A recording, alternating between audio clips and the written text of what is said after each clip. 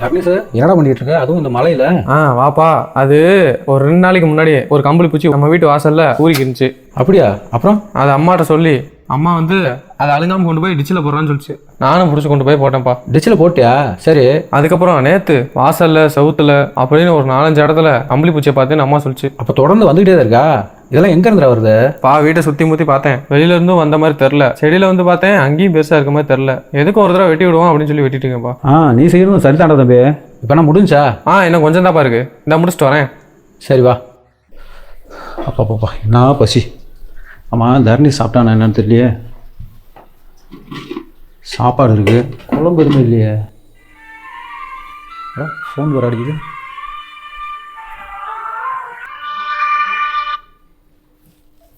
Hello hello. சொல்லு. நீங்களா? நீங்க எப்போ வந்தீங்க? நான் இப்பதான் வந்தேன். தர்ணி சாப்பிட்டானா? தம்பி வெளியில செடிகள்லாம் வெட்டிக்கிருந்தேன். அப்புறமா நான் கிச்சனுக்குள்ள வந்து பார்த்தேன், வடிச்சு வச்ச சாப்பாடு அப்படியே இருக்கு. அநேகமா நான் நினைக்கிறேன் அது அப்படியே இருக்கிறத பார்த்தா அவனும் சாப்பிட்டுக்க மாட்டான்னு நினைக்கிறேன். தம்பி சோறு வடிச்சு வச்சிட்டானா? என்னது தம்பி சோறு வடிச்சிட்டானவா? ஆமா, நீ எங்க போயிருக்க? நேத்து வந்து செல்விகா மகளுக்கு சீர் கொண்டு போறோம்னு சொல்லி நம்மளை கூப்பிட்டது உங்களுக்கு ஞாபகம் இருக்கா? அங்க போயிருக்கேன் நீ? ஆமா, கல்யாணத்துக்கு தான் போக முடியல. இதுக்கும் போகலன்னா நல்லா இருக்காது. சரி, நல்ல விஷயம் தான் நீ போனது. அதுக்காக கொஞ்சம் சோறு குழம்பு கூட தயார் பண்ண போயிருவா. அதாங்க, சோறு குழம்பு ரெடி பண்ணலாம் போது வெள்ளன வண்டி வந்துருச்சு. அவசரமா கிளம்பிட்டான். முடிஞ்சுப்பா. உள்ள சாப்பிட்டானா என்னன்னு தெரியலையே. என்ன தம்பி, நீ என்ன சாப்பிடலையா? சோறு வடிச்சு வச்சிட்டேன். சரி. சிக்கன் வாங்கிட்டு வந்து கழுவி ஃப்ரிட்ஜில் வச்சிருக்கேன். அப்படியா? சரி, என்ன பண்றது நீ வச்சுட்டு இருந்தேன், நீயே வந்துட்டப்பா. நான் எல்லாம் கேட்டுச்சா? சரி, நீ போன காரியத்தை கரெக்டா பாத்துட்டு வா, நான் பாத்துக்கிறேன். சரிங்க, எனக்கு நீங்க இருக்கும்போது எனக்கு என்னங்க கவலை? உன் ஸ்டைல எனக்கு சிக்கன் செஞ்சு கொடுப்பா.